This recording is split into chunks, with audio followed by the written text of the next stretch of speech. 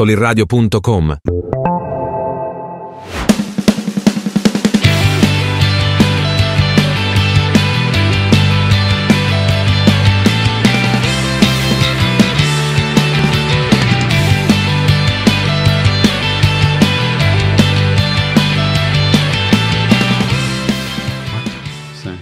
Entonces ya esto te dice que hay una condición de riesgo porque estás expuesto a la radiación solar. Entonces tienes que llenar la ciudad de árboles, pero no de árboles que consuman mucha agua. Entonces, para continuar esta conversación, ahora el inicio es sui generis. Estamos transmitiendo también en vivo en Instagram. Y hoy invitamos a nuestro amigo Gerardo Jiménez, pues ya activista ambiental de muchos años, académico, representante de Encuentro Ciudadano Lagunero, también forma parte de Prodefensa del NASAS y Ramsar y otras organizaciones que se dedican básicamente a socializar, por una parte, los problemas ambientales, particularmente agua, que vivimos en la región, y también proponer soluciones a costa también de muchos obstáculos que hay, tanto pues, sociales como empresariales, como políticos, porque pues estamos hablando de los motores económicos de la laguna, ¿no? La agroindustria, y pues el combustible de la agroindustria es el agua. Entonces, bueno, aquí está Gerardo Pineda también. ¿Qué tal? ¿Cómo están? Un saludo a la gente en Instagram y a las personas en YouTube que nos están viendo a destiempo. Muchas gracias por estar aquí. Gracias por estar aquí, Gerardo. Precisamente, digo, este podcast va a salir el próximo lunes, pero hoy, 19 de octubre, organizaron una rueda de prensa pues para seguir informando qué pasó con la sentencia, ¿no?, que emitió la Corte, en donde Conagua está obligada a tomar medidas que frenen la sobreexplotación del acuífero, básicamente. Pero ¿cómo estamos? Básicamente, ¿cuál es el contexto para la gente que no está muy informada sobre el acuífero lagunero, o sea, la fuente de vida de la región? Bueno, en primer lugar, gracias por la invitación. Bueno, la comarca lagunera enfrenta lo que llamamos una problemática hídrica, una problemática del agua que no es reciente. Es una problemática que tiene más de medio siglo y que sí en forma reciente se ha manifestado a través del problema de escasez, o sea, de desabasto a la población. Este año enfrentamos a más de 400 protestas de núcleos urbanos y de comunidades rurales que sufren desabasto, que no les llega agua a las llaves de sus casas. Entonces, incluso es un problema que ya está muy judicializado. Hay más de 1,000 amparos promovidos por estos grupos en donde están recurriendo al Poder Judicial para que, en este caso, los organismos operadores municipales les suministren agua. Entonces, y hay otra parte del problema que tiene que ver con la contaminación del agua. La fuente principal de abasto de agua para la población en la comarca lagunera es uno de los 8 acuíferos que tenemos aquí. Es uno de los 8 depósitos de agua subterránea, que es el acuífero principal, del cual se bombea agua para la población, para otras actividades económicas también. Y esa agua, desafortunadamente, ya no es potable. Tiene altas concentraciones de arsénico. Y decimos que está contaminada porque las concentraciones, particularmente de arsénico y flúor, están muy por encima de los límites tolerables que establece la norma oficial, la 127 de Secretaría de Salud. Y también los internacionales de calle. Sí, de hecho, bueno, ya la norma se cambió, se bajó al nivel internacional, está en un proceso pues de ajustarse al estándar internacional que determinó la Organización Mundial de la Salud, que es 10 microgramos por litro. Entonces, esos son los dos indicadores de la problemática que nos llevan a nosotros a calificar como una crisis hídrica. O sea, está claro la manifestación del problema, pero no se conoce bien las causas. Y las causas están centradas en la gestión inadecuada o insostenible que hemos hecho del agua, particularmente en lo que refiere a la extracción de volúmenes de agua por encima de los niveles de recarga, al menos de acuerdo a los estudios oficiales. Incluso por encima de los volúmenes concesionados, ¿no? O sea, sí, no lo sí, miden. Estamos hablando de alrededor de 530 millones de metros cúbicos que los estudios oficiales de Conagua estiman de recarga anual, que falta revisar si realmente ocurre eso. y hay un volumen de 647 millones de metros cúbicos concesionados, o sea, tenemos casi 150 millones de metros cúbicos de déficit debido a que se sobreconcesionó, pero hay una extracción de 1.088 millones de metros cúbicos, el doble de la extracción.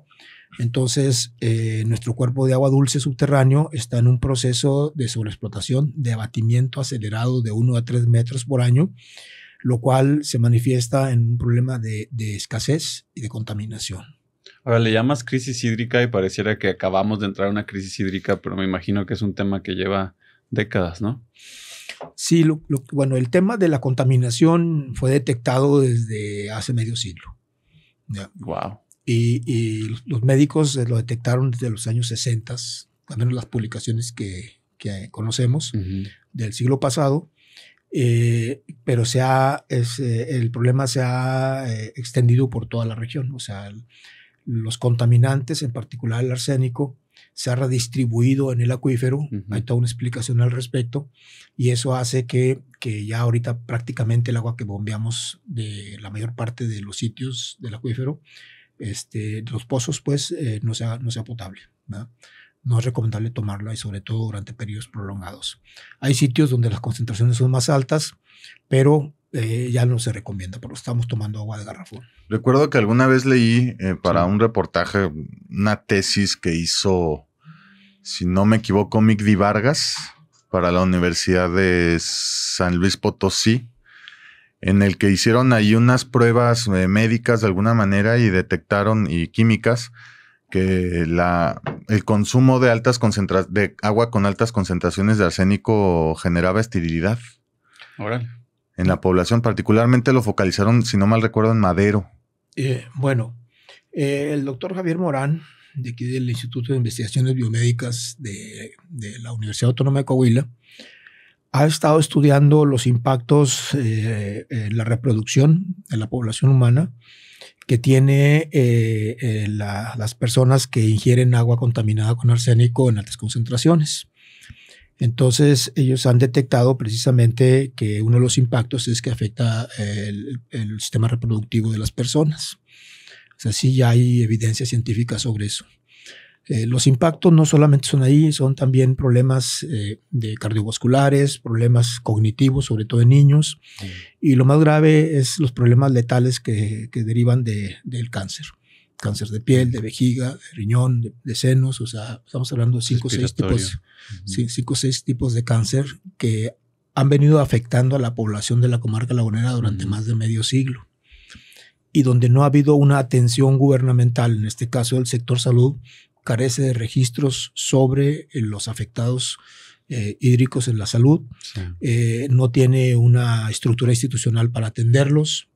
Entonces, es algo que solamente se ha documentado por la comunidad médica, los investigadores de las universidades de la comunidad médica. Ahora, pareciera que nada más te contaminas tomando agua de la llave, pero realmente pues todos los alimentos, todo lo que está de alguna manera crece y necesita agua, pues termina en nuestro organismo, ¿no? No nomás te salvas tomando agua purificada.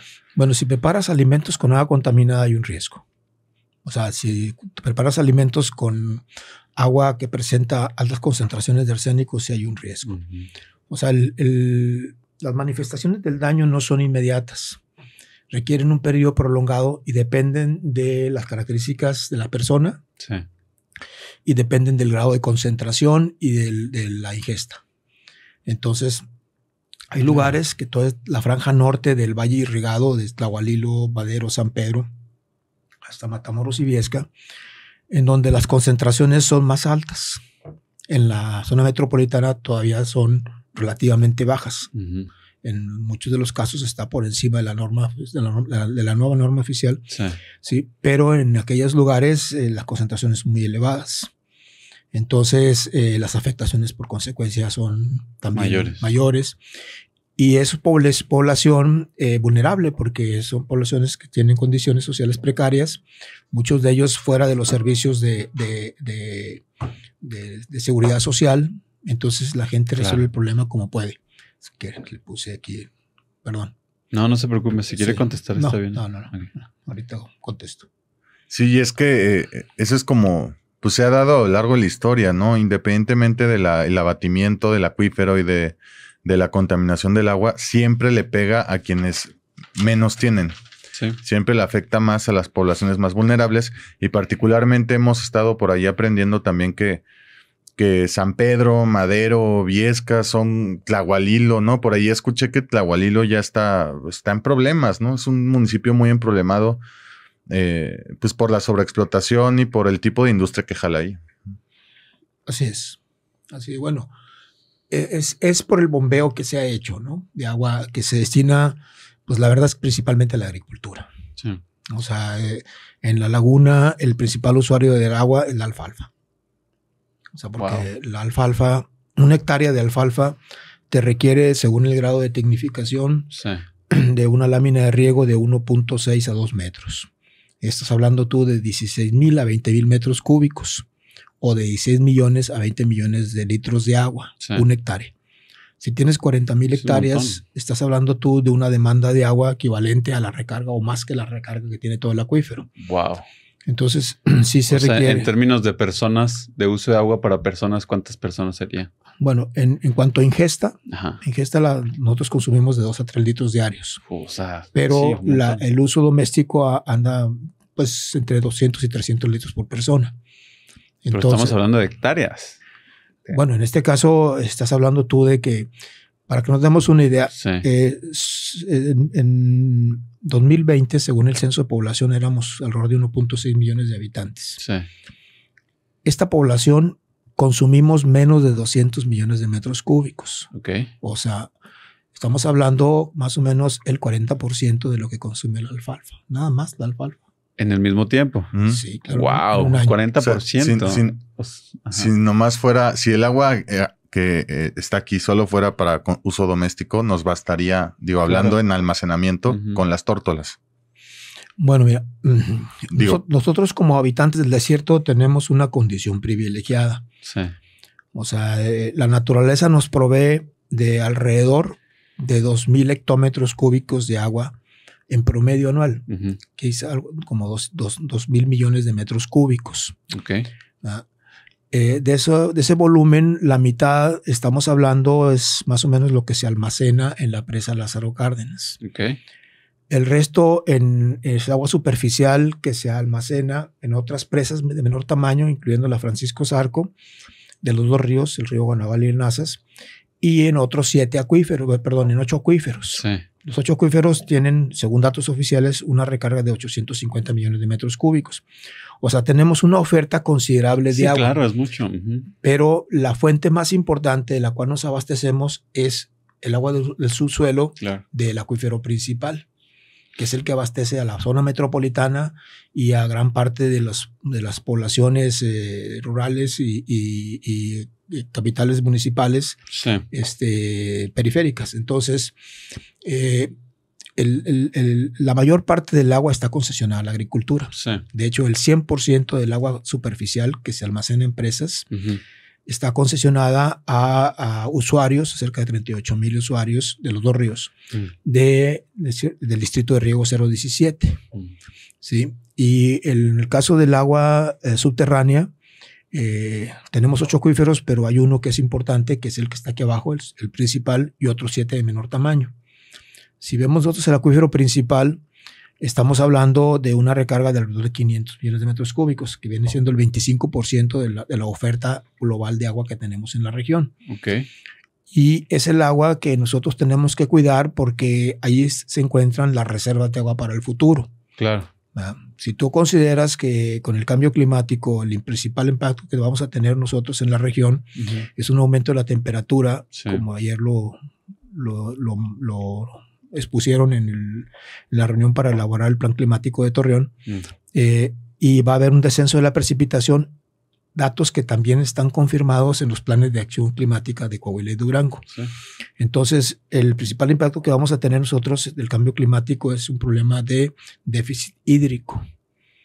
Y cuando tú tienes déficit hídrico, puedes tener condiciones de estrés hídrico, que son las que tenemos ahorita, y ojalá no lleguemos a condiciones de inseguridad hídrica. De estrés hídrico ocurre cuando tú usas un volumen mayor que el que tienes, que tienes disponible. Sacas más de lo que entra, ¿no? Sí. O sea, ahí digamos que la demanda es mayor que la oferta. Uh-huh. Y en seguridad hídrica es cuando ya no puedes cubrir la demanda. O sea, ya de plano. No hay. Claro. Entonces, no queremos llegar a esa condición. Por eso estamos preocupados por recuperar el acuífero, cuidar estas reservas, convertirlo en nuestras reservas del futuro, ¿sí? Y no que se viene una contingencia ambiental severa como un ciclo de sequía más severo o mayor grado de severidad, como puede ser una sequía extrema o excepcional, o se viene un ciclo más prolongado de sequía. Entonces no vamos a tener una fuente de agua que nos abastezca. Entonces por eso estamos preocupados por el acuífero principal y por eso promovimos un juicio de amparo con la idea de recuperarlo.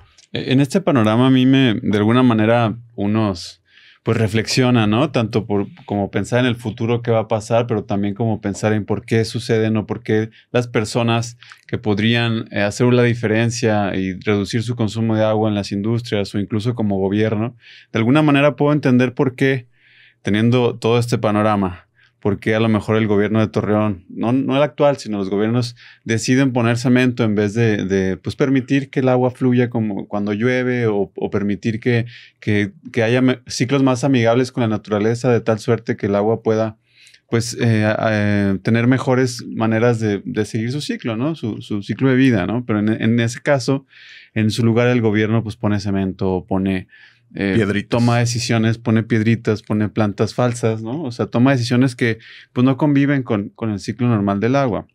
De alguna manera digo que lo puedo entender porque pues, sabemos que el gobierno de pronto se aprovecha, ¿no? De alguna forma de los recursos a los que tiene acceso.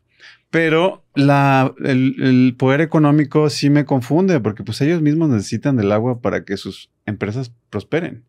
Y pareciera que también hay una especie de negligencia en cuanto a tomar medidas internas que ni siquiera tendrían que ser como tan drásticas para poder manejar un mejor cuidado. O sea, por ejemplo, el tema de la alfalfa. ¿A poco no podrían conseguir una planta más endémica que no gaste tanta agua, ¿no? No me parecen como, o al menos desde la ignorancia puede ser, que pareciera que no se necesitan cambios tan drásticos y yo me pregunto ahí, ¿qué está pasando? O sea, ¿por qué ustedes hacen esta exigencia y en vez de decir, pues vamos a trabajar nuevos planes internos de económicos, mejores procesos, más amigables con la naturaleza? Porque finalmente, pues mi familia también vive aquí y mis hijos también van a crecer aquí y mis vecinos. Entonces, ¿en qué momento o qué sucede? ¿Por qué considera usted o qué han visto ustedes en su trabajo social que existe ese tipo de resistencia de parte de digo, bueno, no es por tachar a nadie, ¿verdad? Finalmente son...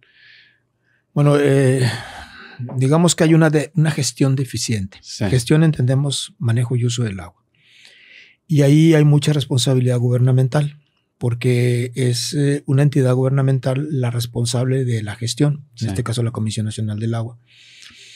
Entonces, el asunto se agravó a partir de las reformas a la Ley de Aguas de 1992, en donde al agua se le considera como una mercancía. Entonces, la prioridad en el uso del agua fue considerarla como un insumo en la producción. Entonces, todas las políticas y las normas favorecían eso. Entonces, se permitió extraer agua de las diferentes fuentes sin regulación, sin control o con controles mínimos. Sin abrazando, ¿no? Esta idea de que te enseñan en la primaria de que es un recurso renovable, ¿no? Y que el petróleo es no renovable, ¿no? O sea, y el ciclo del agua es así como si mañana ya se llena otra vez, ¿no? Bueno, yo digo que el desorden que existe ahora se agravó en estas últimas 3 décadas. Lo que se llama el periodo neoliberal. O sea, darles toda la libertad para extraer recursos naturales a las empresas con las mínimas o sin regulaciones. Un caso muy concreto lo tenemos en la laguna, que tú bombeas agua pero no tienes un medidor. Entonces, si te dan a ti una concesión para extraer un volumen, tú debes de respetar eso. Tienes que medirlo, claro. Pero tienes que respetar ese volumen y para saber si lo respetas tienes que medirlo. Entonces, la medición que se ha establecido no es confiable. O sea, no es una medición segura. Entonces, eso... Aparte, perdón, pero aparte de alguna manera no debería depender de ellos la medición, ¿no? O sea, de las mismas empresas. Depende del gobierno y claro, también debe haber una responsabilidad, una corresponsabilidad del concesionario del agua, ¿no? Sea empresa o sea lo que sea. Entonces, se te dio esa libertad y eso permitió el abuso. Que además, nada más acotar, no son caras. Además, las concesiones de agua, como tampoco son caras las mineras. No, en realidad el costo para el uso del agua, cuando estamos hablando de agua de bombeo, es el costo del consumo de energía eléctrica para extraerla. Porque el pago de la concesión al gobierno pues no es significativo, pues, ¿no? Entonces, o sea, se permitió todo este manejo irregular del agua con la finalidad de que el agua se usaron como un insumo y permitiera el crecimiento económico. Pero este crecimiento económico, pues, sí se dio, ¿verdad? Sí se dio, pero, pocos bolsillos. Pero a costa de sacrificar la naturaleza. Estoy hablando en este caso de sobreexplotar los acuíferos. Claro. O sea, nosotros tenemos 635 acuíferos en México y cuando menos, según los datos oficiales, 105 están sobreexplotados y contaminados. A ver, otra vez ese dato. 300. Hay un registro de 635. 600, ¿y de esos 105? Están sobreexplotados y contaminados y son los más importantes. Un sexto. Entonces sí, pero son los que abastecen de agua a la mayor parte de la población, casi el 70% de la población del país. Ok. Entonces el problema que ocurre aquí no es nada más de la laguna, es en muchas partes del país. Claro. ¿Y qué tan violenta es nuestra intervención, no? O sea, por ejemplo, piensa en una región como el Valle de México. Llueve 300 días al año. Y ya tienen problemas de desabasto de agua potable. Claro. O sea, le están metiendo mucha lana a Cutzamala y le están metiendo mucha lana aquí y allá. Sí, tienen que hacer trasvases. Porque ya tandean y tal. Y llueve 300 días al año. Y son lluvias súper abundantes. Y es una ciudad construida sobre ríos y lagos. Es un valle, claro. Es sobre una zona lacustre de lagos. Sí, yo creo que el problema ya está en un nivel que va a requerir cambios profundos. Y uno de ellos es, nosotros mismos hemos estado apoyando, hay que reformar la ley. El agua tiene que gestionarse priorizando el derecho humano al agua. Que es constitucional además. Claro. Sí, pero hay contradicciones en la ley. Por ejemplo. Pues eso, de que se permita la mercantilización. O sea, que podamos transmitirnos los derechos tú y yo, o sea, comprar y vender los derechos. Claro, Y aparte eso facilitó la concentración en pequeñas élites económicas. Digo, lo que te cobran, digamos, en el recibo de agua es la conducción, no el líquido. El servicio. El líquido no te lo pueden cobrar porque es un derecho humano. Es como en las playas, que se supone que las playas son públicas. Drenaje y conducción. Pero ponen hoteles ahí para que pases y entonces ya no es público, ¿no? Sí, lo que te cobran es el servicio. En el caso de uso doméstico, ¿no? Entonces ya la magnitud del problema es tal que la crisis hídrica no solamente es local, es nacional. Entonces tienes que modificar el marco normativo y las políticas públicas para a fuerza regular el uso del agua. O sea, tienes que hacerlo, no hay otra opción, porque de esta manera, ¿qué pasa en el momento en que los acuíferos ya no te puedan abastecer de agua? O el volumen de agua que te abastecen ya va a ser menor, como está ocurriendo aquí, o con un alto grado de contaminación. No hay necesidad de llegar a eso. Nosotros pensamos que en la laguna todavía tenemos algo de margen, pero tenemos que tomar medidas urgentes. El problema es que en el gobierno no hay esa voluntad política. Y los grandes concesionarios tampoco quieren que se les toque sus intereses. Entonces, de ahí pues que nosotros como ciudadanos promovimos este recurso judicial, o sea, un juicio de amparo. Afortunadamente lo ganamos en la corte y ahorita estamos en la fase de implementación del juicio, o sea, de las indicaciones o las órdenes que da la corte a la Conagua, que son 19 observaciones a la Conagua y a la Semarnat, que refieren a 19 omisiones en que incurrió la Conagua y que condujeron a la sobreexplotación y contaminación del acuífero. Entonces, estamos en ese proceso. Que hay que aclarar nada más y mencionar un logro muy importante de estas organizaciones. Uno, tengo entendido, ese tipo de sentencias de la Corte son inéditas. Es la primera de este tipo. Dos, o sea, porque aparte es una sentencia en favor de los ciudadanos. De los ciudadanos, pero tangiblemente del agua, ¿no? También, claro que también. Y dos, lograron una suspensión provisional que impide a la Conagua prorrogar concesiones. Sí. Entonces, entiendo que eso le está haciendo ruido también a la misma Conagua y a las empresas dueñas de concesiones. Pero eso es una incidencia directa de sociedad civil a partir de que el gobierno no hizo su trabajo. Ha sido omiso. No este gobierno, ¿eh? Sí, estamos hablando décadas. Exactamente. Oye, y es que no hay por dónde verle. O sea, realmente te pones a ver todo esto y dices, esos güeyes tienen interés en otra cosa. ¿En qué? O sea, no hay cómo alguien pueda decir que ustedes están haciendo una chamba con algún tipo de interés más allá. Nosotros tenemos muy claro lo que estamos buscando. Y creo que quienes estamos participando en este proceso no estamos buscando un cargo público, no estamos buscando hacer negocio, ¿verdad? Y lo hemos demostrado en las más de 2 décadas que estamos involucrados en esto, ¿no? Sí. O sea, simplemente algunos somos profesores universitarios, hemos estudiado el problema y creímos conveniente tener una voz pública calificada que señale cuál es el problema, cuáles son las causas y también que busque soluciones. Sí, sí. Y es que es increíble que parece que la narrativa de opinión les apoya mucho, por supuesto, pero hay como una especie de duda siempre, ¿no? Como que estamos todos escamados de que cuando hay alguien haciendo algo ciudadano, parece que lo lógico es pensar que hay un interés financiero cuando lo más lógico es que hay un interés por la vida, ¿no? Bueno, nosotros decidimos que el proceso de implementación de la sentencia sea abierto. Todo el mundo tiene acceso. Por eso la rueda de prensa que dimos ahorita y las que hemos dado anteriormente. Queremos que los ciudadanos estén enterados de cómo se está desarrollando el proceso judicial. Sí.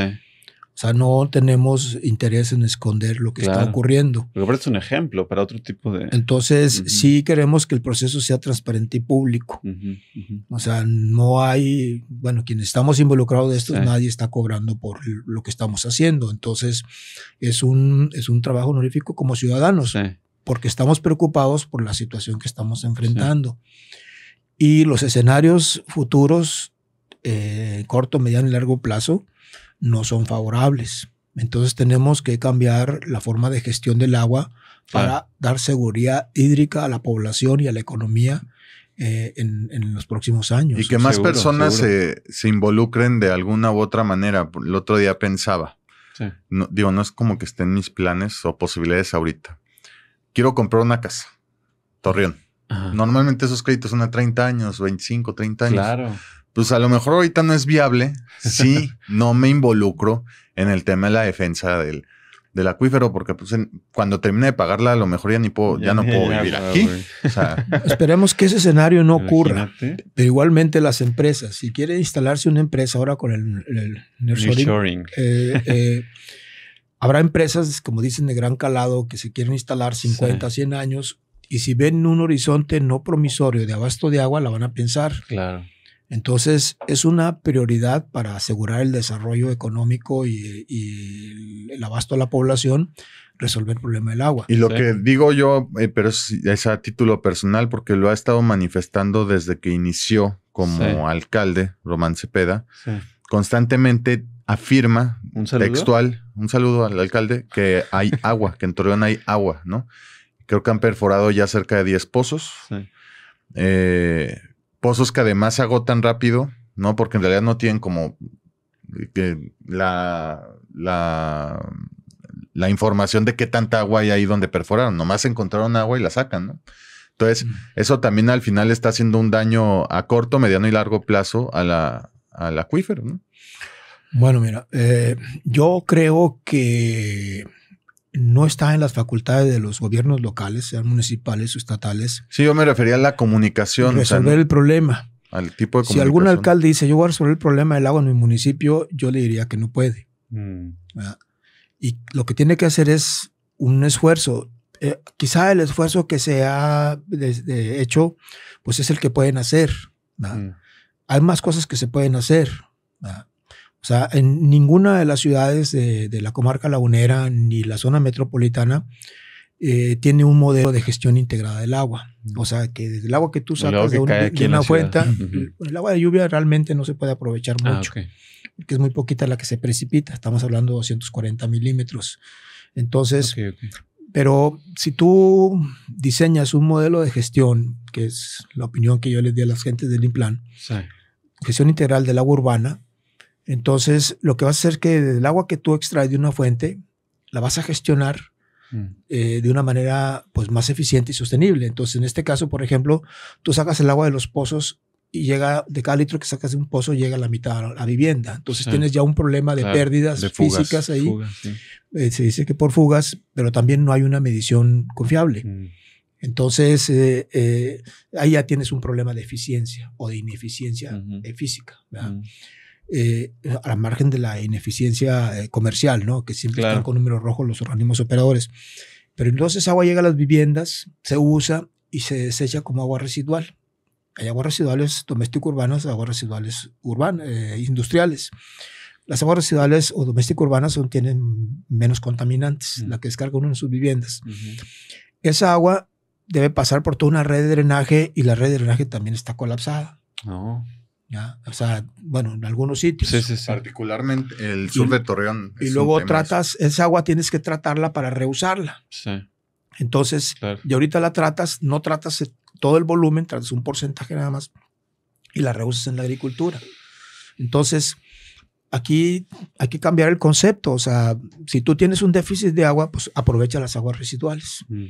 Entonces, en vez de construir plantas, megaplantas tratadoras de agua, tienes que hacer un diseño más inteligente de pequeñas plantas ubicadas estratégicamente en la zona urbana para que tú captes el agua en ese lugar, un cierto número de colonias, la captes, la trates y la reuses en ese espacio. Esa es la gestión que dices. Y la puedes reusar, básicamente pueden ser para dos cosas, para crear infraestructura verde Claro. o para usos industriales.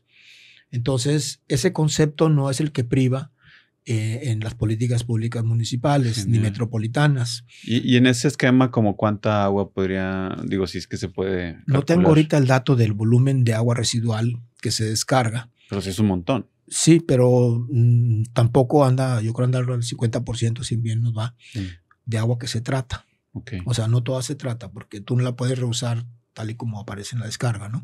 La copias en ciertos cárcamos y luego la canalizas hacia las plantas tratadoras. Okay. Pero no toda se trata.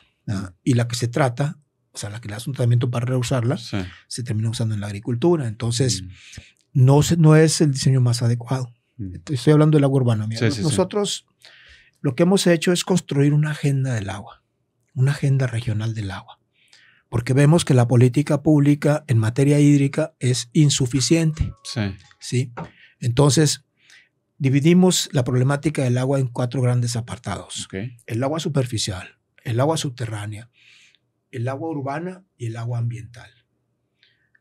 Es la misma agua, nada más que tú la obtienes o la usas de diferente forma. El agua superficial es el agua que se precipita en la parte media y alta de la cuenca, no en la laguna. Viene por los ríos, nace agua naval y tú la vas represando. Y ya que la represas, la derivas para uso agrícola. Entonces, ahí estás hablando de alrededor de 1.100 millones de metros cúbicos. Y luego está el agua subterránea, que es el agua que está en los 8 depósitos que tenemos en la comarca lagunera según los datos oficiales. Estás hablando de 850 millones de metros cúbicos. Entonces, esa agua en su mayoría se utiliza en la agricultura, alrededor del 90%. Y el otro 10% se reparte entre el uso doméstico, urbano y el industrial. Entonces... Sí, cuando te dicen, digo que claro que nosotros como ciudadanos tenemos que hacer un uso responsable del agua, pero cuando te dicen la autoridad o activistas o demás, oye, es que báñate en 3 minutos y luego refutas con los datos que aquí está socializando. Digo, pues no hace mucha diferencia que me bañe en 3 minutos a en 5, ¿eh? Bueno, tienes que también tienes que hacer también un consumo sostenible del agua. O sea, ese es algo que parte de la cultura que debemos de tener, ¿no? Entonces, desde poner inodoros... No voy a lavar el carro con manguera. O poner inodoros de menos volumen, etcétera, ¿no? Tienes que hacerlo. Ahí se avanza algo. Pero eso estamos hablando de que el agua para uso doméstico urbano más o menos equivale al 10% del agua que tienes. O sea, el problema no está... el mínimo está ahí. O sea, sí hay una problemática ahí porque hay una gestión deficiente del agua urbana. Sí, es como una cultura de falta de gestión del agua. tenemos una déficit cultural en ese sentido. Entonces, el tercer área donde consideramos nosotros la problemática es el agua urbana, que es lo que estamos ahorita hablando, el agua para uso doméstico urbano. Y el cuarto es el agua ambiental. O sea, nosotros tenemos aquí en la comarca lagunera 2 humedales, 2 sitios donde brota el agua, que es el Cañón de Fernández y el Cañón de Realito y el Cañón de la Cabeza en Jimulco. Entonces, son zonas productoras de agua. Entonces, son humedales. Wow. Entonces, aquí el problema, particularmente en el Cañón de Fernández, en los cañones de los manantiales o el humedal de Jimulco, no hay ese problema todavía. Pero aquí tenemos un problema de mucha presión humana sobre el Cañón de Fernández, con la contaminación, con racers, muchas cosas que el hombre hace ahí, pues. O sea, entonces, pues hay un riesgo que el humedal se afecte. Más para que te des una idea. A la orilla del río crece un tipo de vegetación nativa. Sí. Entonces, ahorita alrededor del 30% de esa vegetación ha sido cambiada por la gente que tiene concesiones en la franja federal y construye sus edificaciones para recreación, pero también cambia la vegetación. Entonces, yo iba a decir pedo. Bueno, había un pedo con el carrizo, ¿no? Recuerdo que por ahí... El carrizo es una especie invasora, pero afortunadamente tiene un cierto manejo porque la gente lo usa. Lo que no ocurre con el zacate bofel, por ejemplo. Quemaban, no creo que había unas quemas ahí para limpiar que a veces se les salían de control en el Cañón de Fernández. Sí, los canaleros, algo así les llaman. Bueno, ellos limpian los canales y la vegetación que extraen la queman. Son prácticas, pues, que se hacen. Pero bueno, el agua ambiental también tiene una problemática. Hay que cuidar los humedales. Estamos en el desierto, estamos privilegiados porque tenemos esos humedales. Claro. El Cañón de Fernández es un humedal de importancia internacional, es un sitio Ramsar. O sea, todos los humedales que tienen una importancia internacional se consideran como sitios Ramsar. Ramsar es el nombre de una ciudad de Irán donde se firmó el acuerdo de proteger los humedales en el mundo. Wow. Por eso se llaman sitios Ramsar. Nosotros tenemos un sitio Ramsar aquí, que es el Cañón de Fernández. El humedal del Jimulco es más chiquito, estamos hablando del 10% de lo que está acá. ¿Y cómo funciona un humedal? Perdón, ¿cuál es la...? Es un ecosistema acuático terrestre. O sea, es un lugar que tiene agua permanente, ¿sí? Y colinda con un territorio. Entonces, al tener agua permanente, permite el desarrollo de cierto tipo de vegetación, lo que se conoce como bosques de galería. O sea, árboles como los sabinos, como los sauces, como los álamos. Entonces, que forman lo que llama, se bosque de galería porque forman una especie de galería sobre el cauce del río. Y a un lado ya está la vegetación dominante, que es la vegetación desértica, porque estamos en el desierto. Entonces, esa característica de tener agua permanente, de desarrollar ese tipo de vegetación, se convierte en un hábitat en donde se pueden desarrollar muchas especies de microfauna, fauna silvestre. O sea, pero cuando dices generador de agua es porque... ahí, son lo que se conoce como descargas de agua. O sea, esa agua proviene de sierras laterales. O sea, por ejemplo, creemos, porque no hay un estudio que lo confirme, pero creemos que gran parte del agua que brota en el Cañón de Fernández viene de la Sierra del Rosario. Aparte de la que venga por el curso del río. Claro. Igual en Jimulco viene de la Sierra de Jimulco y lo que viene también por el curso. En canales subterráneos.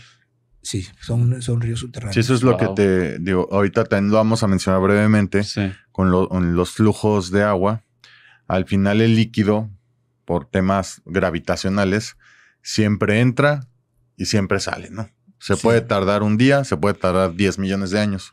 Entonces, en estos humedales, pues el agua evidentemente pues entra como en cualquier lado y también empieza a brotar, pero ahí está el medio ambiente es propicio para que se fomente como la fábrica, ¿no?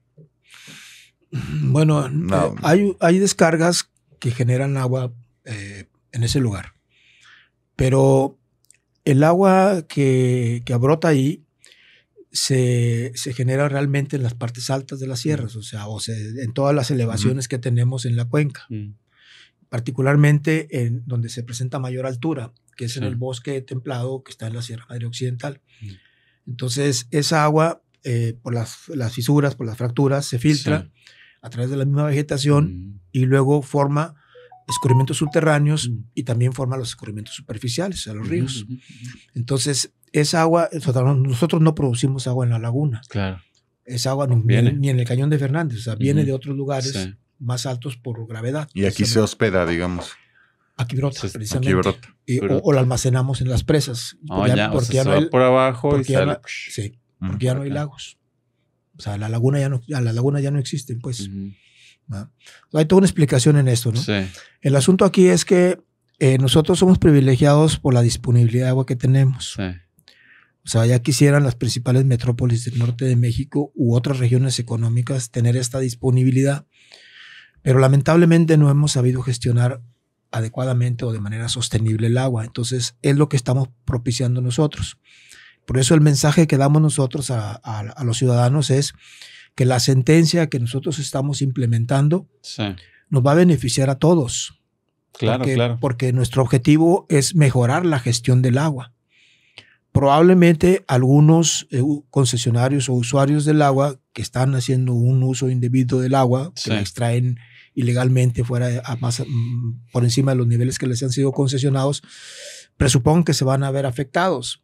Pero bueno, si tú tienes una concesión por un volumen y sacas más, pues tú eres el que estás cometiendo el problema. Claro, ¿no? pues sí. Entonces, si para poder regular ese uso del agua limitas al volumen concesionado, pues es lo correcto, es lo legal, ¿no? Entonces, pero para eso tienes que medir. Entonces, pero finalmente lo que nosotros queremos asegurar es una disponibilidad de agua para la población y para la economía.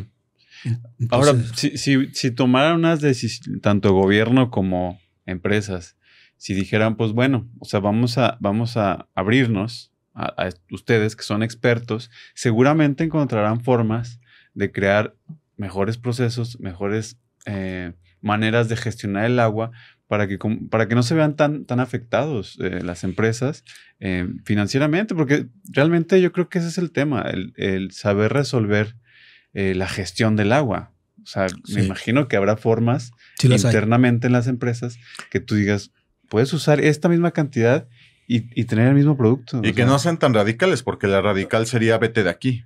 Claro. Mira, nosotros tenemos muy claro la importancia de la agroindustria, ¿verdad? Sí. ¿La cerveza no te importaría? La principal demanda de agua o el mayor consumo está en la cuenca lechera. Y la cuenca lechera es parte de la agroindustria. Sí. Y la agroindustria es uno de los 3 pilares de la economía. Claro. Entonces, pero hay un funcionamiento irregular ahí en la gestión del agua. Sí. Entonces, nuestra postura no es quebrar una economía ni quebrar empresas. Nuestra postura es, y se los hemos dicho a los agricultores privados, a los grandes empresarios, y se los seguimos diciendo, aquí tenemos que gestionar mejor el agua, ¿sí? Manteniendo las actividades productivas. Pensamos que es posible. Pensamos que es... pues a lo que encontramos es silencio.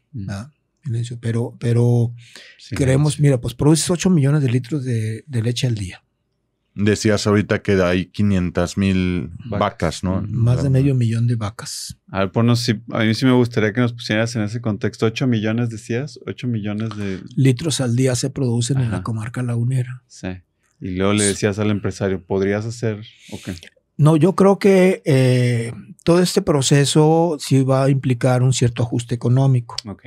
O sea, sí es necesario. Pero se puede hacer negociado. Como tú dices, bueno, al menos yo no soy partidario de que de golpe apliques una regulación, o sea, que todos les pongas un medidor telemétrico de golpe y los obligues únicamente a extraer agua la que estén concesionados. Porque según los datos oficiales, tú tienes una extracción ilegal de 450 millones de metros cúbicos. Estamos hablando tú entre 40 y 50 mil hectáreas sembradas con agua huachicola. Sí, huachicol, ¿no? Que ahora aprendí, ahora que me invitaron a Jimulco rápidamente para que esas 40,000 hectáreas en proporción territorial pues representarían como casi la mitad del territorio de Torreón, ¿no? Más o menos. Más. Un poco más. La ciudad tiene 30,000. Todo el municipio tiene 120,000. 10,000 más. Entonces, sí, bueno, es complicado, pero estamos convencidos de que hay soluciones. Entonces, tanto lo que nosotros estamos tratando de proponer desde aquí, como apoyándonos en expertos nacionales. Sí. Sí, ahorita en este momento, como parte misma de la sentencia de la Corte, acordamos con la UNAM de que nos capacitara en el conocimiento del agua subterránea. Sí. Entonces estamos tomando un diplomado Fíjate. con el Centro de Geociencias de la UNAM. Sí. ¿Por qué? Pues porque tenemos que tener más claro, o sea, la solución del problema del agua no debe basarse ya ni en ocurrencias, Claro. ni en arreglos políticos, Ujú. tiene que basarse en un conocimiento científico, porque ahí está el futuro de todos De nosotros. acuerdo. ¿Ah? Y oye, dices que sí tienen soluciones, pero incluso si no hubiera, la forma de encontrarlas no es con silencio y con opacidad, ¿no? No, pues primero es la voluntad, ¿no? Pues Luego sí. va a pasar y lo hemos hablado varias veces. O sea, a lo mejor yo no me pongo en la postura de la empresa de pudiera llegar a acuerdos para que se gestione mejor manera el agua. Quizá soy un poco más radical, porque lo he visto con las compañías mineras, ¿no? Que Claro. concesionan, se terminan la mina, el agua que habita en la mina también, y normalmente esos pueblos desaparecen, se desplazan hacia otro lado. Ujú. Digo, nosotros ya somos un área urbana bastante grande, la 9ª más poblada de México, Zona metropolitana. zona metropolitana. Sería un poco más difícil que sucediera ese desplazamiento masivo, pero por ahí habían mencionado un concepto que se me hace adecuado, la minería del agua, ¿no? Y el acuífero minado, ¿no? Sí. O sea, Sí. para allá vamos, Sí, bueno, es lo que está ocurriendo. o ahí O sea, estamos. Yo creo que tenemos que mentalizarnos a que es posible resolver esta problemática. Sí, sí, sí. Pero para eso los ciudadanos tenemos que estar informados y por eso nosotros aprovechamos los espacios que ustedes nos brindan Ujú. para que los ciudadanos se informen, porque un ciudadano no participa si no tiene información Claro. o si la información que tiene no es confiable. Sí. Entonces, nosotros tratamos de divulgar la información con base a datos científico-técnicos, Sí, sí, sí. o sea, no con base a intereses políticos o ocurrencias personales. Y creo que puede haber precedente, ¿no? Es decir, cualquier otra región del país que esté viviendo un problema similar puede llegar a replicar la ruta que Claro. aquí se ha tomado. El Sí. amparo, como ya hay un precedente jurídico, lo más probable es que también te lo concedan. Bueno, La validación hay académica. 5 sentencias nuevas derivadas en la nuestra. Wow. Ya es jurisprudencia. Jurisprudencia. Ya se cuando llama. los jueces Sí. tienen una jurisprudencia, ya no tienen que, o sea, ya tienen una base de cómo argumentar para emitir sentencias. No Órale. tienen que llegar a la corte. Entonces, Ujú. pues sí, estamos poniendo un buen ejemplo. Yo Sí. pienso que es un buen Sí, ejemplo. sí, Claro que incidencia directa. Es una incidencia ciudadana.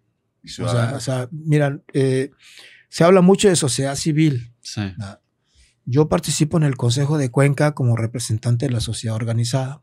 Mm. A mí me apoyan un grupo de organizaciones civiles, ciudadanas, Ujú. para representarlos en el Consejo de Cuenca. El Consejo de Cuenca es un organismo que la ley establece para que los usuarios y el gobierno y los ciudadanos participen en ver cómo resuelven los problemas del agua. El problema de los consejos de cuenca, porque así lo establece la ley, es que son meramente consultivos, Mm. no son vinculantes. O sea, nosotros podemos acordar Sí, claro. algo, pero le decimos a la Conagua, acordamos esto y la Conagua lo toma como un consejo y no una obligación. Ah, ok. Por ejemplo, Ujú. ya hace 6, 7 años, en un consejo de Cuenca, yo propuse precisamente que se estableciera un sistema de medición confiable en los pozos de donde se extraía agua del subsuelo. Ujú. Telemetría. Votamos en el Consejo de Cuenca por unanimidad. Vamos con el director de Conagua y dice, no, yo no, pues no puedo. O sea, no, ¿El actual o el...? No, ya Ya hace hace 7 tiempo. años. Ok.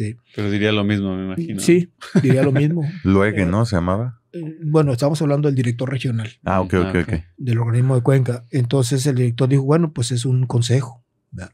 No estoy Así de obligado. plano. Sí, no estoy- o sea, Gracias por la sugerencia. Entonces, finalmente puede ser una estructura florero. Sí. La nueva ley de aguas debe reformar y a esas estructuras de gobernanza debe darle mayores facultades. Sí. Y además, quienes realmente le damos el poder, porque realmente la forma en que la voz de una sociedad civil va a tener poder e influencia, Los ciudadanos. Ah, exacto. O sea, entre más gente se entere, porque fácilmente si tú vas y dices eso a toda la ciudadanía que está dispuesta a escuchar, lo que ustedes tengan para decir, pues entonces ahora sí le preocuparía al funcionario la exigencia, ¿no? Sí, bueno, el que la ciudadanía adquiera conciencia parte primero de tener información. Sí. Y lo que nosotros hemos venido haciendo hasta ahorita es fundamentalmente informar. Sí. Ya decidimos, y bueno, no es el primer recurso jurídico que utilizamos. Sí. Ya anteriormente promovimos un amparo, claro, una queja ante la Comisión Nacional de los Derechos Humanos, una denuncia popular ante la Profepa. O sea, no es el primer intento. Sí, claro. Pero como que ya trae más como lo dirían, pegó. La Corte decidió resolverlo a favor de los ciudadanos. Entonces, esto ya es algo diferente porque ya no es un asunto de que si quiero o no quiero. O sea, lo tienen que hacer. Sí, o sea, ya hay una sentencia que le ordena a la Comisión Nacional del Agua y a la Secretaría de Medio Ambiente federales resolverlo. Porque le dice, cometiste estas omisiones, tienes que subsanarlas. Sí. Entonces ya el proceso es ver cómo se subsanan. Que no va a ser en el corto plazo, esto nos va a llevar muchos años. Sí, pero debía empezar hace años también. Bueno, no había un mandato de ese tipo. Sí. Y desde el gobierno pues se ha sido omiso. Sí.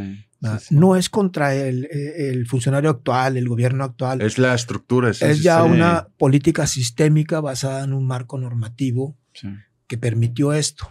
Y de una base ideológica basada en producir a costa de todo, ¿no? No importa. Sí, un crecimiento económico ya no. Aparte la excusa esa, ¿no? Del crecimiento económico, de todo. Porque a estas alturas ya eso de la promesa de crecimiento económico realmente pues se almacena en los pocos, ¿no? Bueno, finalmente son pocos los beneficiarios por el tipo de sistema, vemos un sistema capitalista, ¿no? Entonces, pero hay que promover un desarrollo más sostenible. Sí. Y en este caso nosotros lo que queremos es que el tipo de gestión de agua que hoy se realiza, que es más mercantil, sea una gestión más sostenible. Le llamamos nosotros gestión integrada de recursos hídricos con perspectiva de derechos. Gestión integrada de recursos públicos. Hídricos. Gestión integrada de recursos hídricos con perspectiva de derechos. Es decir, derecho al agua. Derecho humano al agua, derecho a un medio ambiente sano, derecho a la información, derecho a la participación y derecho a la justicia hídrica. Que eso está en la Constitución, no en la ley reglamentaria, y está en los acuerdos internacionales que México ha firmado, como el último, el de Escazú. Entonces, Escazú, que lo firmaron los países latinoamericanos. Entonces, o sea, nosotros nos movemos en un margen muy claro del Estado de Derecho. O sea, no estamos fuera del Estado de Derecho y nos vamos a mantener en él. Por eso recurrimos a instancias judiciales. Si el gobierno es omiso, o sea, no hace caso, tiene una tragedia enfrente, pues nosotros decimos, oye, hay que entrarle. Entonces, el Poder Judicial, pues dile al Poder Ejecutivo que no está cumpliendo con el mandato de la ley y nosotros acompañamos el proceso. Y también definir como, perdón por interrumpir, pero ayer, bueno, en la semana, una persona con la que trabajamos me preguntaba, oye, ¿cuántos recursos se destina a el Estado o el municipio como a la preservación del agua? Le digo, no, pues no hay recursos. O sea, lo que gastan es perforando pozos, cosas así, pero no hay como un recurso como tal. No, sí hay, mira, hay una Comisión Estatal de Aguas. Digo, sí, pero no tiene recurso. O sea, no hay ninguna acción desde tus pocos fundamentos y poca capacidad. No hay ningún fondito, una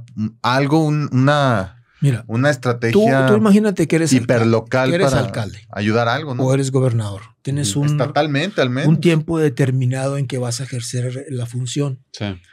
Y llegas tú, alcalde, y ves una problemática de colapsamiento de la red de distribución de agua potable, de colapsamiento de la red de drenaje, insuficiente capacidad de tratamiento del agua.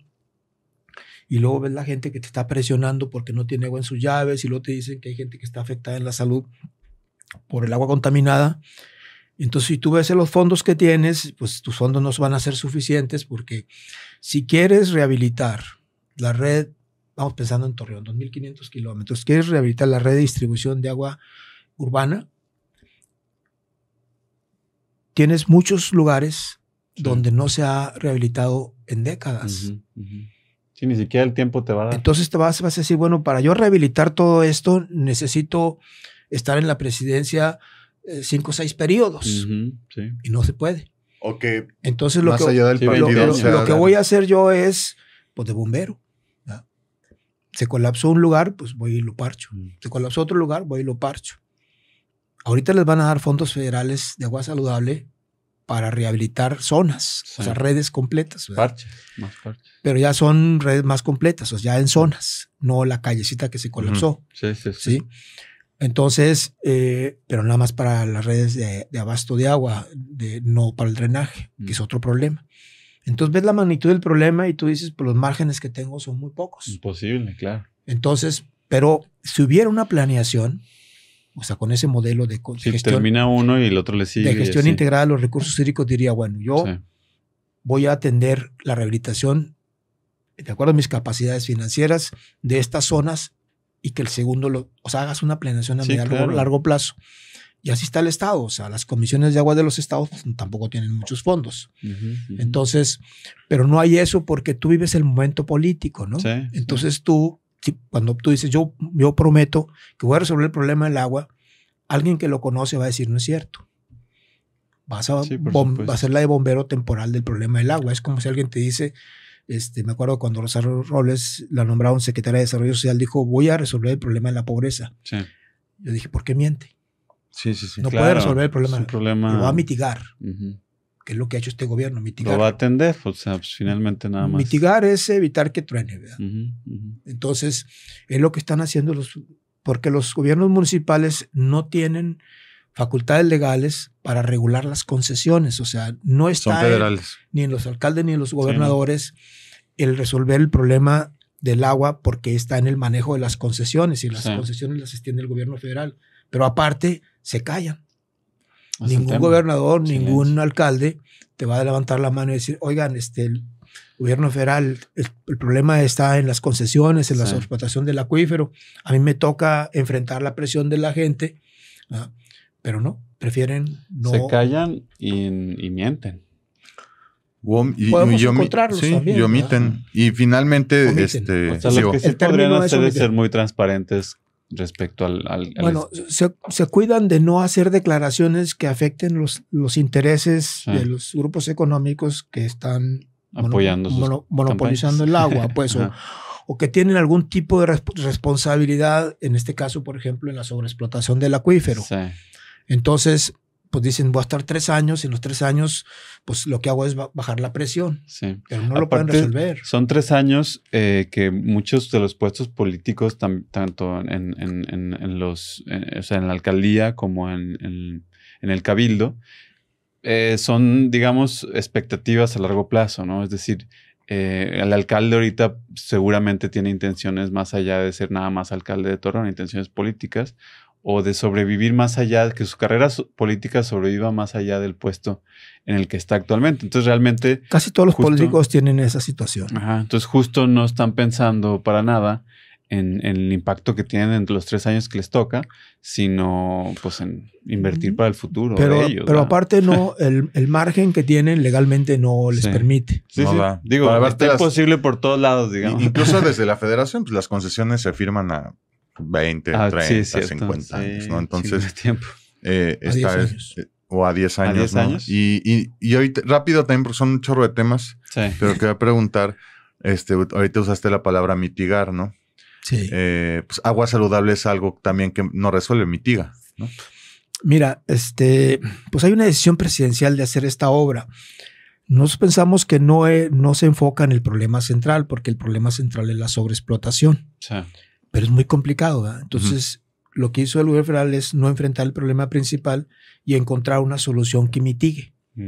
O sea, decir, bueno, la gente no tiene agua en sus casas, el agua que le llega es contaminada, pues voy a sacarle agua al río, la voy a potabilizar y se la voy a entregar a la gente sobre un periodo de tiempo, 25, 30 años. Pero la población va a crecer, la economía va a crecer y la demanda de agua va a crecer. Entonces, para cubrir la demanda, ¿qué vas a hacer? Volver a sacarle agua al río. Entonces, ¿qué decir? Le vas a quitar agua a la agricultura para destinar al uso urbano doméstico. Entonces, bueno, si ya hay esa decisión, para nosotros es un programa de mitigación temporal. No es la solución. La solución es que tú recuperes tus cuerpos de agua subterránea para que tengas la certeza de abastecerse de ahí y aparte crees una reserva de agua. Entonces, porque si tú aplicas una solución como agua saludable y no resuelves la sobreexplotación del acuífero, ¿Te va a sacar las dos? no, en algún momento viene una sequía extrema y no vas a tener agua para llenar las presas. Claro. O las vas a llenar a menor capacidad y vas a tener que quitarle agua a la agricultura para seguir abasteciendo a la población. O sea, vas a tener dilemas difíciles de resolver. Si tú tienes un cuerpo de agua dulce subterráneo como reserva, o sea, que no estés sobreexplotándole, dices tú, bueno, pues viene una sequía, saco agua de aquí. ¿Sí me explico? Entonces aseguras sin crisis económica. O sea, si tú puedes medir de alguna manera, este es el 100%, es el tope de la cantidad de agua que podemos usar para no llamarle una sobreexplotación, para que no se acabe, para incluso, ahorita te preguntaré, para permitir que se recargue el acuífero, ¿no? Pero digamos que no necesita recargar, sí que está en su 100%.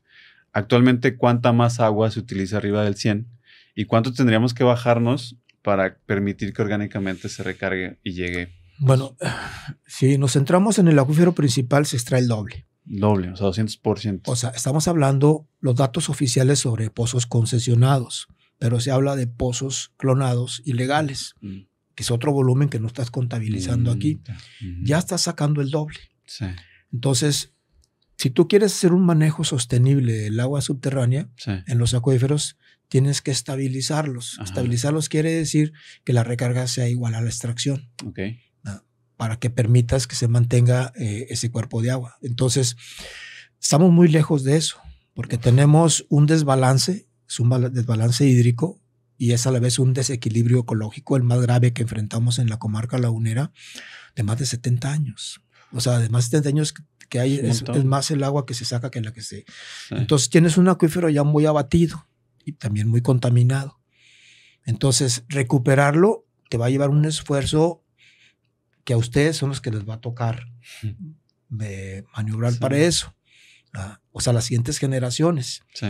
Y el margen de maniobra que van a tener va a ser menor si no aplicamos todas estas medidas. Ahorita. Por eso yo insisto, el mensaje que nosotros queremos transmitir como ciudadanos sobre la sentencia del amparo es que estamos buscando una mejor gestión del agua para asegurar el abasto a las empresas, o sea, a la economía, y a los ciudadanos, a la población. O sea, el mensaje no es porque dicen, no, estos van a afectar los negocios. Claro. No, tiene que haber un ajuste. Sí. Porque si tienes un desorden, tienes que poner un poco de orden. Y que quede reserva. Y hay que hacer, o sea, el problema del agua en la laguna se resume a dos cosas. Sí. No está debidamente regulada, como particularmente el tema de las concesiones, y tienes niveles de ineficiencia altos en el agua superficial y en el agua urbana. El agua superficial tú le sacas a la presa un promedio de 900 millones de metros cúbicos y la agricultura ocupa 360. Entonces, ahí tienes una eficiencia del 40%. Si tú aumentas la eficiencia, que es lo que está intentando ahorita el gobierno con agua saludable, vas a tener más agua disponible. Claro. Igual en la agua urbana. Si tú rehabilitas las redes de distribución urbana, lo que vas a hacer es que vas a aumentar la eficiencia, ya no vas a tener la pérdida del 50%, y si creas una infraestructura de tratamiento y reuso del agua, tienes un excedente que puedes utilizar, como decimos, para crear infraestructura verde o para reusos industriales. Claro. Esa es la situación. Conceptualmente más tenemos claro cómo se puede hacer, incluso algunas de las medidas que se pueden implementar. Sí, todavía falta que les dejen hacerlo y aprender, ¿no? O sea, empezar a ejecutar las prácticas. Falta que el Poder Judicial, que el juez y la Corte acepten las propuestas. O sea, primero queremos escuchar qué va a proponer el gobierno, porque así dice la Corte, ¿no? Haz una propuesta de un programa conjunto, a Semarnat y Conagua.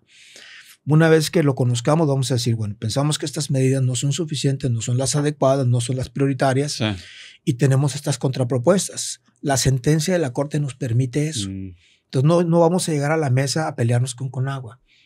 No vamos a vencer, vamos a convencer. Okay. Vamos a decir, mira, estas son las medidas científicamente más factibles, más viables, ¿verdad? Es las que pueden tener menor costo político, o de esta manera podemos amortiguar el costo económico. Fíjate, o sea, ustedes consideran todo también.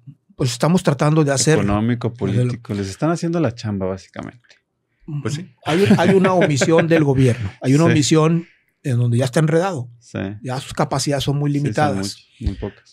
Pero la idea nuestra, yo digo que si la Comisión Nacional del Agua es congruente con el mandato que le da la ley, se fortalecería. Sí, sí, y o que sea, no lo tome como que vamos a enfrentar. No, vamos a llegar a la mesa, vamos a Sí. escuchar Sería qué un golpe de propones. credibilidad para la Conagua. Sí, o sea, vamos a llegar a la mesa y van a decir, nosotros pensamos claro. que sea esto.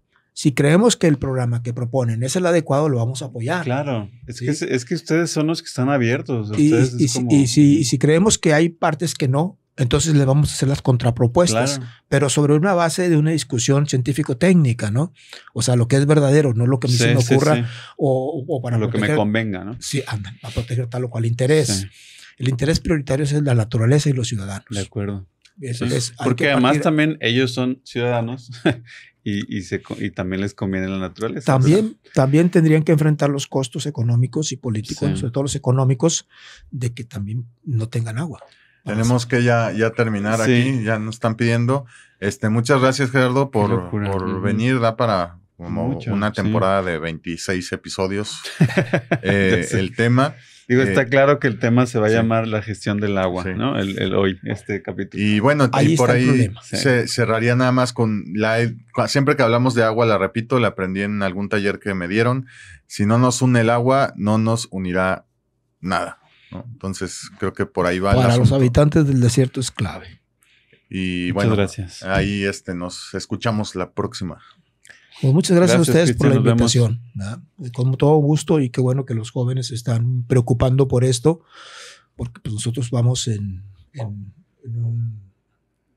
camino de Como- salida, Pues es que es un panorama muy pero sí nos preocupante. preocupa heredarles este desastre.